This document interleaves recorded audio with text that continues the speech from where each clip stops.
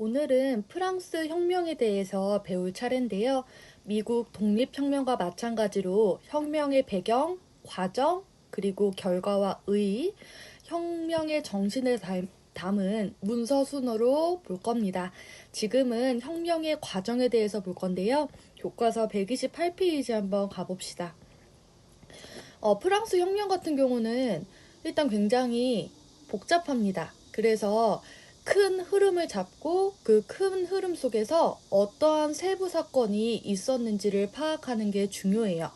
그래서 아마 이따가 배경 설명을 다른 친구가 해주실 텐데, 이제 이 영상을 보시는 학생이 혁명의 순서 중에 첫 번째 순서를 말씀해 주시면 됩니다. 그래서 교과서를 한번 볼게요.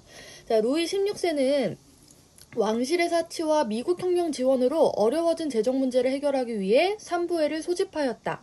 이 프랑스 혁명이 있어졌을 당시의 왕은 루이 16세였고요. 여러분들이 아는 왕비는 마리 앙뚜아네트였습니다. 그래서 그들은 왕실의 사치와 미국 혁명 지원, 여기에서 말하는 미국 혁명은 미국 독립혁명이에요.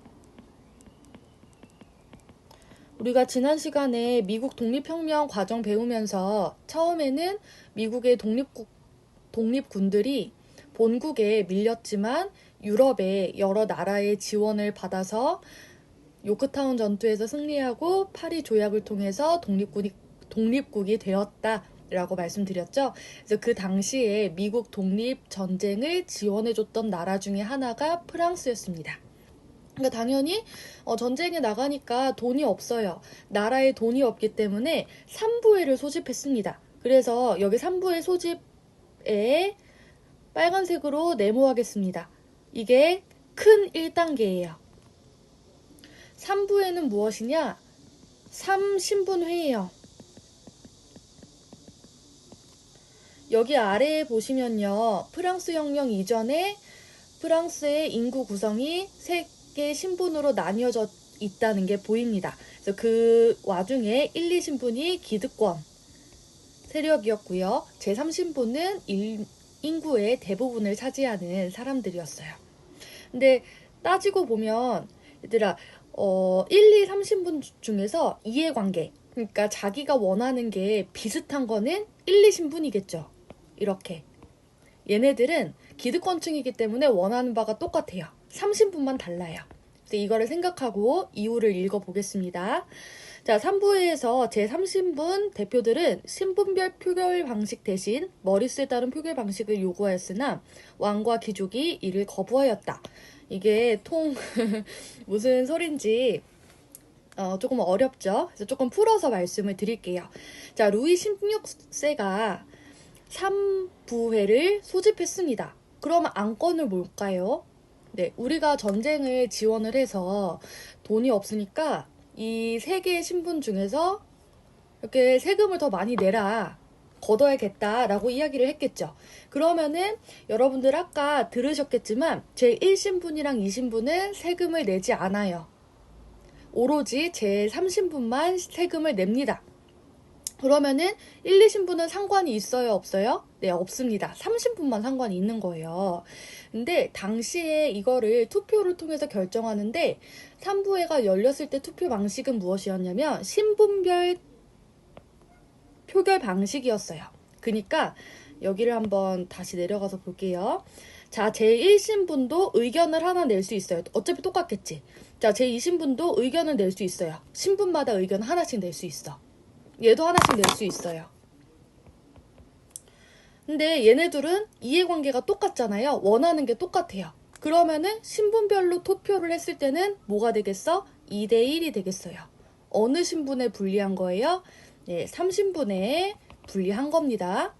근데 여기를 보시면 전 인구의 2%, 전 인구의 98%. 자, 그래서 예를 들면 3신분회가 1신분에 100명, 2신분도 100명, 3신분도 100명이라고 해볼게요. 근데 이렇게 하면 기존의 신분별 투표를 하면 3신분이 부족하잖아요. 그러니까 제3신분은 머릿수대로 투표를 하자. 야, 신분별로 하면은 3신분이 불편하니까 이렇게 따로따로 하자라고 주장을 합니다.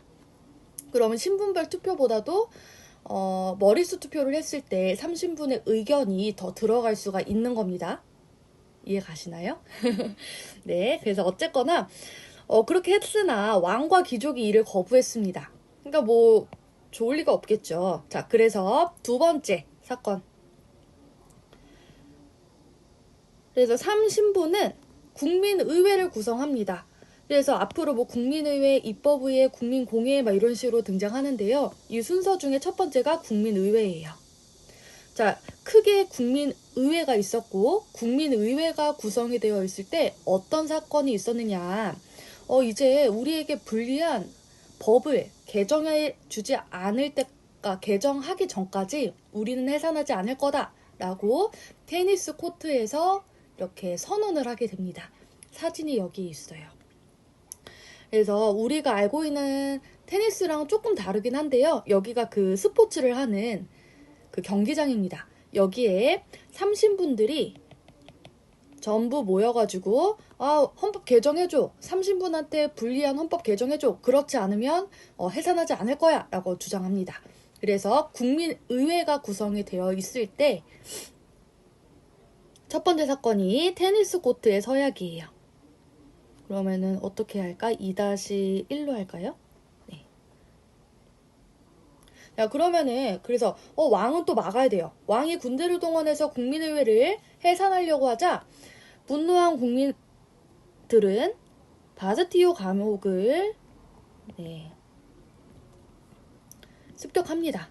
이 바스티오 감옥은 굉장히 상징적인 곳인데요. 이 파리에서 많이 잘못한 사람들이 가는 감옥이라고 생각하시면 돼요. 근데 사실 이 당시에 바스티오 감옥에 이렇게 많은 사람들이 갇혀 있다고 해야 되나요? 수감되어 있지는 않았다고 해요. 근데 그럼 왜 바스티오 감옥을 습격했느냐? 여러 가지의 이야기가 있지만 일단 바스티오 감옥에 무기가 많아가지고 무기를 가져다가 혁명 전쟁에 사용하기 위해서 또는 그리고 이 바스티오 감옥 자체가 전제 정권, 절대 왕정의 상징적인 곳이었거든요. 그러한 상징적인 곳을 침입함으로써 혁명의 의지를 보여주겠다라고 하는 목적이 있었다고 합니다. 그래서 뭐 이거는 이것까지 설명할 필요는 없고요. 어쨌거나 첫 번째로 1단계는 삼부회를 소집해서 세금을 더 거두려고 했는데 원래 투표 방식이 신분별 투표 방식이었고 근데 그게 3신분에게는 매우 불리한 거죠. 그래서 3신분들은 머릿수 투표를 주장했지만 그게 받아들여지지 않았고 그래서 2단계로 국민의회가 구성이 되고요. 국민의회가 구성이 되고 나서 테니스 코트의 서약과 바스티오 감옥 습격 사건이 있었다라고 말씀해 주시면 되겠습니다.